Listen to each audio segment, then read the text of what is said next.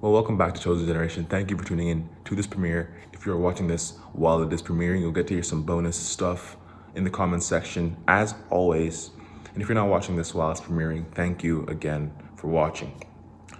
As you know, there's a Russia-Ukraine war going on right now, and we are actually able to sit down with a pastor who pastors in Kiev, Ukraine, the capital city of Ukraine, that's been under heavy fire this last few days. And he has some insights that I think are very important to hear during this time of war, especially since he's actually coming from Ukraine itself. So take a look at this. Make sure you give it a share.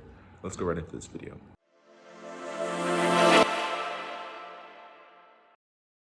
Guys, welcome back to Chosen Generation. Today I have a very special guest. He's a founder of one of the largest churches in Europe.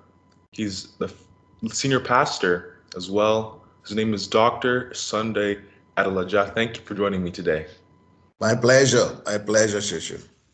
Awesome. So, Pastor Sunday is a pastor in Kiev, Ukraine. And as you guys have probably known by now, that's one of the biggest cities that Russia's targeting during this invasion. And so, tell me, Pastor Sunday, when did you hear about this news and what was your immediate reaction? Oh, I didn't hear about it. I experienced it. I was in my house early in the morning, about 5, 6 o'clock in the morning. We started hearing some bombs and shellings and noises, and we thought some things were collapsing around us. And then we didn't know what was happening, and we're thinking, what could this be? Until the news came that this is actually an attack. So it was just near my house. All these things were happening. Wow. And what was going through your mind at that point when you heard all the bombing and shelling and things like that? I was thinking, well, I hope it doesn't get to us. And we started to pray. And Wow. yeah, we started to pray and we just prayed that God would protect everybody. And then we started hearing the emergency alarm from the government telling us and giving the instruction that we should go to the bunkers and underground and hide ourselves and for protection. Man. So before this point, how long have you been in Ukraine for? 36 years. 36 years. Yep. Wow. And so have you ever I'm an old man. I would say not too old. Have you ever experienced anything similar to this in the past at all? Oh no. I hope and pray nobody ever experiences this in his own lifetime. It's something you don't really want anybody to experience. I've seen things like this in movies and on television when they're talking about Syria and Libya and Iraq and Afghanistan. But those things always look to you as something so far away, and Yeah, it's exactly. like you've just been entertained in your house, really. But when Exactly. it's happening right on your head, and you could be the next one to be scattered into pieces, it's a different feeling. Very true. So what was the reaction of your church members, and are some of them still back in Ukraine? Yes, oh yeah, a lot of them are still back in Ukraine. We've had over 2 million people who have left Ukraine right now. But out of that 2 million people, we have a lot of church members who've left. But our church all over Ukraine is going to over 20,000 people, Wow. maybe 30,000 people. So a lot of people are still behind, and they are all praying every day. We have 3, 4 hours prayer online wherever people are. They join on the marathon prayer chain that we've been conducting since the war started. That's very good. So do you think that prayer is probably one of the most important things you can do right now, especially if you're living in Ukraine? No, the most important thing you Really? can do if you live in Ukraine is to escape. That's true. Is That's to true. hide, is to find a hiding place. That's And after that, then you can find time to pray. I agree with that. I agree with that. That's very true. Man, so um, do you believe that the U.S. and other countries in the West can do more to help out Ukraine during this time, or what's your opinion on that? The most important thing the US could have done is to have discouraged Ukraine from trying to join the NATO, from trying to join NATO, is because Ukraine was adamant on joining NATO that Russia decided to attack. And but when Ukraine was telling NATO people that we want to join, and despite despite the opposition from Russia, the NATO people were supporting Ukraine. They were saying, "Oh yeah, go ahead. You are a sovereign nation. Nothing will happen. We're going to sanction them if they try to do anything. They will never do anything." So that is where I would think that the West and the U.S. in particular, they are all at fault and guilty of this war. It's not just the fault of Russia and Putin, but there is a fault of Ukraine and the West as well. And but what I think that the West could do now is to try to remain neutral in this fight, because if the West and the US will be supplying some military weapons or aircraft, or trying to do anything to intervene or to help Ukraine in any military way, is going to lead to the Third World War. It's going to be very devastating, because Russia is very clear about the intention that any nation that tries to intervene, they're going to attack that nation, and that could lead to a world war. That's interesting. So, are you a little bit worried, perhaps, that there could end up being a third world war? Yeah, I see that as a possibility, but I'm not worried about it, because I'm more attached to my heavenly home than my earthly home. Especially once you are like me now, I'm no more in my house. I've been forced to flee and to hide, to run for my life, and leave everything behind. And when you are in that kind of place, you see the reality of heaven, and you get to know that every other thing, passes away, and every other thing is nothing, and that no matter what you have or whatever is here, this world has to offer, is still nothing. The end of the journey is death. Mm-hmm. Yeah, I guess during this time, like, you realize that this earth is really not our home, and that Jesus has prepared a place for us in heaven, and that's our ultimate end, and our ultimate goal is heaven.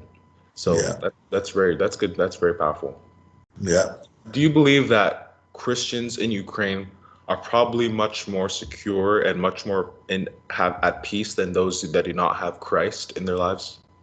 Oh yeah, the Christians, they at least know they can pray, and they are at peace, knowing that they are not afraid of death. Unlike the unbelievers who are just panicky and and in desperation and totally hopeless. Yeah. Christians are totally different. They are much more at peace. Yeah. So I've heard some comments of yours and on some other videos that you believe that Putin was actually after you personally. Tell me more about that. Oh yes, It's now that the whole world seems to have taken notice of the ominous intentions of Putin. But I've encountered that personally, on a personal level, when I was targeted by Russian state television station network, and all of them, like similar to CNN or Fox News in US. So those are controlled by the state in Russia, and all of them started to do programs against me because of our influence, of our growing influence in Russia. We had over 100 churches, network of churches all over the country, and we're still growing. And then it got to a point that he actually had declared me a persona non grata in Russia, and put me in the list of people that are dangerous to Russia. Wow. This is official. This is official. I did not know that. Yeah, this is official. And how long ago was that? This was 2005. This was 20 years ago. So people are just noticing this with Russia, but this has happened 20 years ago. Very interesting. So we used to be located in Russia, and then this time I was in Ukraine, and with our influence was beyond Ukraine. I was in Ukraine, but we had 700 churches in Ukraine and another 500 churches outside of Ukraine. So, and over 100 of those churches were in Russia. We were all over the place, and that's what caused all the trouble that made him to notice us. And he accused me of bringing Western values of freedom and liberty, and yeah, he thought I was an agent of imperialism. Interesting. Yeah. So he's been man, he's been after you for a while then. Yeah, yeah. Interesting. Do you think that Putin has any justification in what he's doing right now at all, or is it just very unfounded and uncalled for, as many people would say? Many people will think that Putin has lost his mind and that this is just a man that is crazy. I don't really think so. I think he has his own justifications. If Putin or Russia or any other world power with a nuclear weapon or China will befriend Mexico or Cuba or Venezuela to the extent of putting their military weapons in those countries, the United States is going to do exactly the same thing Russia is doing. Yeah, the United States is going to bomb Mexico off the map. And that's exactly what Russia is doing, but we don't seem to want to understand that. We just, because it's on our side, Ukraine is on our side. I mean, I'm from Ukraine, and Ukraine is on the side of the West. So the West kind of paint Putin as a demon and saying Ukraine is all righteous. But really, there's a reason to the madness of the guy.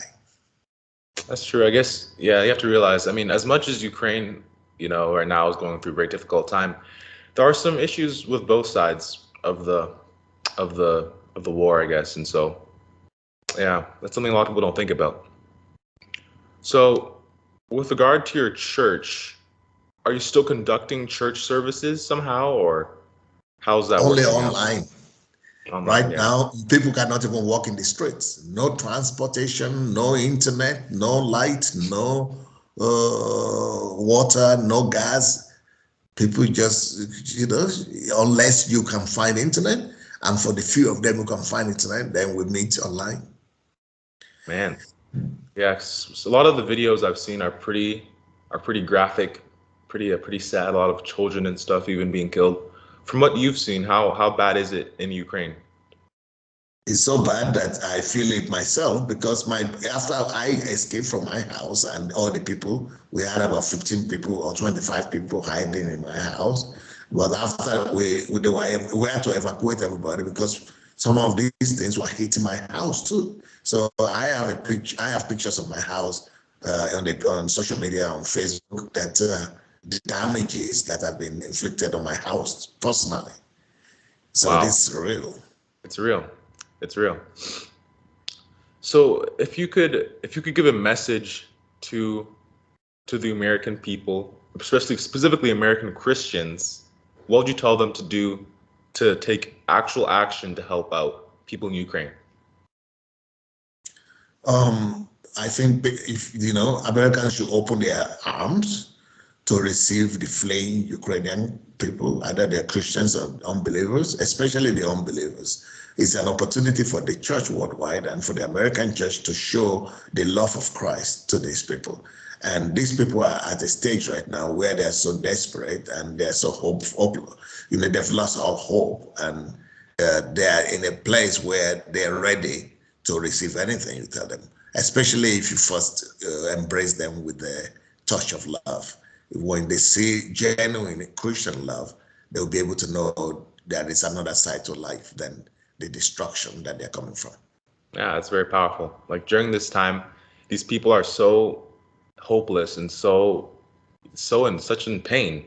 A lot of them have Yeah, lost, fathers or sons or dads. And so right now, this is time for them to hear the gospel and to yeah, hear Jesus's message and to be saved. So that's very important, I think. yeah.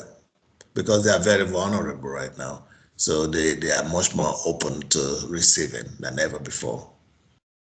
Wow, powerful.